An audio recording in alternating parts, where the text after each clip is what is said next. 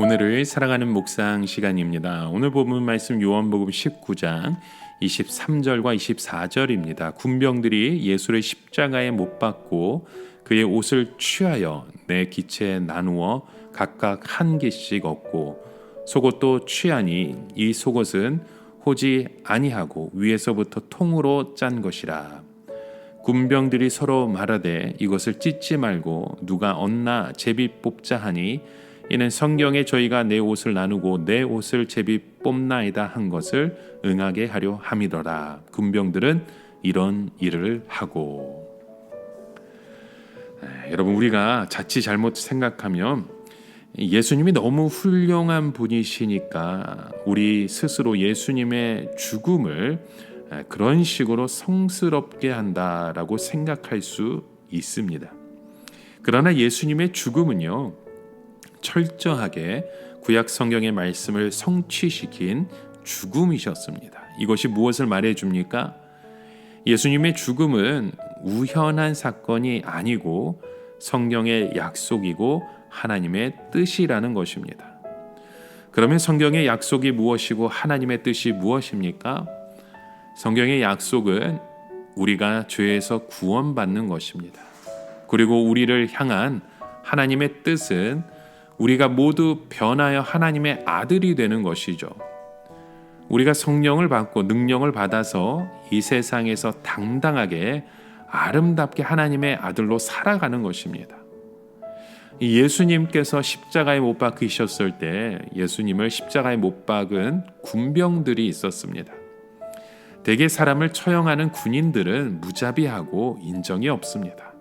그들은 예수님을 십자가에 못 박고 예수님으로부터 챙길 것이 있는지 생각해 보았던 것이죠. 그런데 불행하게도 예수님은 가난하셔서 아무것도 챙길 것이 없었습니다. 만약 예수님께서 비싼 금목걸이나 비싼 반지 같은 것을 차고 있었다면 그것은 군병들의 것이 되었을 것입니다. 예를 들어 예수님의 그 다른 소지품들, 비싼 옷 같은 거 모두 사형 집행인들의 부수입이 되는 것이었죠. 그러나 예수님의 소지품은 하나도 없으셨습니다. 예수님이 가지고 계신 유일한 것은 겉옷과 속옷 단 한 벌이셨습니다. 그래서 군인들은 예수님의 그 옷을 챙기기로 합니다. 그런데 사람이 넷이니까 옷을 4등분해서 하나씩 나누어 가져가겠다는 거죠. 예수님이 입던 옷을 4등분 한다는 것이 얼마나 돈이 될지는 모르지만 그래도 그들은 아무것도 없는 것보다 낫다고 생각한 것 같습니다. 그리고 중요한 속옷이 있었죠.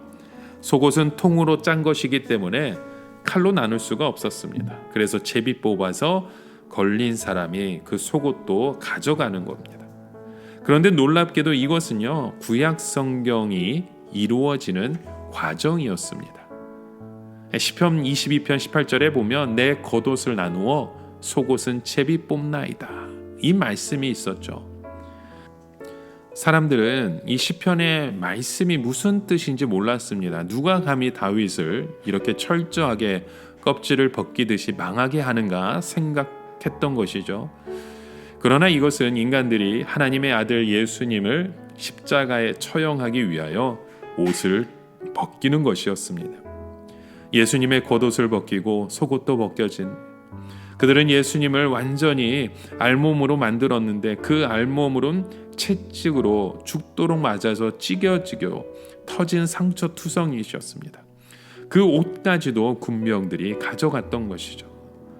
그러나 그 모든 것은 성경 말씀대로였습니다. 이것은 인간들이 아무리 악하게 미쳐 날뛰고 예수님을 죽도록 채찍질하고 죽여도 성경에서 단 한 자도 벗어나지 못하는 것을 보여주는 것입니다. 모든 것이 완전히 하나님의 뜻대로 이루어진 것이었죠. 우리 인간들은 가장 악하고 가장 이기적이고 무자비하지만 하나님의 말씀은 1.1획도 틀림없이 이루어진 것입니다. 결국 하나님의 말씀이 위대한 것이죠. 그리고 하나님의 뜻이 위대한 것입니다. 우리 인간이 아무리 하나님을 거부하고 아무리 못된 짓을 해도 그런 하나님의 사랑은 우리가 막을 수 없는 것입니다. 그렇게 예수님은 요한복음 19장 30절에 이 말씀을 하시고 숨을 거두십니다. 예수님께 신포도주를 받으신 후에 가라사대 다 이루었다 하시고 먹이를 숙이시고 영원히 돌아가시니라. 이것이 하나님의 아들의 최후의 운명하신 장면입니다. 예수님의 마지막 말씀은 다 이루었다 였습니다. 우리는 아마 죽으려고 할 때 아쉬운 것이 참 많을 것입니다. 그래서 어떤 사람은 죽으려고 하니까 참 아쉽다라는 말을 하기도 하죠. 또 가족이나 주위 사람들에게 미안한 마음도 많을 것입니다. 그래서 정말 미안하다라는 말을 하고 죽는 분도 있습니다. 그래도 미안하다라고 말이라도 하고 죽는 것은 좀 양심적인 분이죠. 어떤 사람은 정말 애는 애대로 다 먹여놓고 미안하다는 말도 없이 원망과 불평만 늘어놓고 죽는 분들도 참 많습니다. 예수님의 마지막 말씀은요, 다 이루었다는 말씀입니다. 얼마나 위대하고 안심이 되는 말씀인지 모릅니다. 예수님은 마음속에서 우리의 구원을 위해서 예수님이 하셔야 할 것을 다 하셨다고 생각하셨던 것입니다. 그리고 예수님은 그것을 다 이루시고 돌아가셨죠. 예수님은 이 일, 저 일 한다고 분주하게 일만 벌려놓고 돌아가신 것이 아닙니다. 예수님은 우리가 살기 위해서 하셔야 할 것을 정확하게 아셨고 그것을 다 하시고 돌아가셨습니다. 여러분, 오늘 우리의 삶 가운데 우리가 해야 될 일은 무엇입니까? 우리가 고백해야 될 마지막 말은 무엇입니까?